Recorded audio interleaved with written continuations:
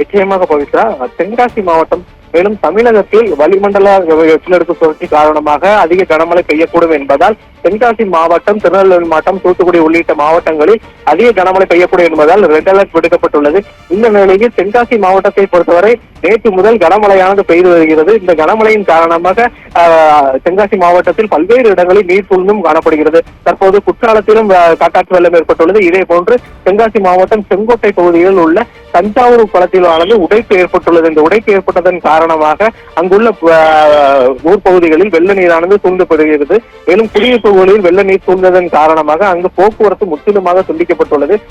இதன் காரணமாக வாகன ஓட்டிகள் சாலையில் செல்ல முடியாத பெருமளவு பாதிப்பு ஏற்பட்டுள்ளது. மேலும் குடியிருப்பு பகுதிகளில் வெள்ள நீர் சூழ்ந்ததன் காரணமாக பொதுமக்களும் பெருமளவு சிரமத்திற்கு உள்ளாகி வருகின்றனர். அந்த வகையில் தற்போது வெள்ள நீர் சூழ்ந்த பகுதிகள் மற்றும் குற்றால இடங்களிலும் தற்போது மாவட்ட ஆட்சியர் நேரடியாக பார்வையிட உள்ளார் என்பதும் குறிப்பிடத்தக்கது.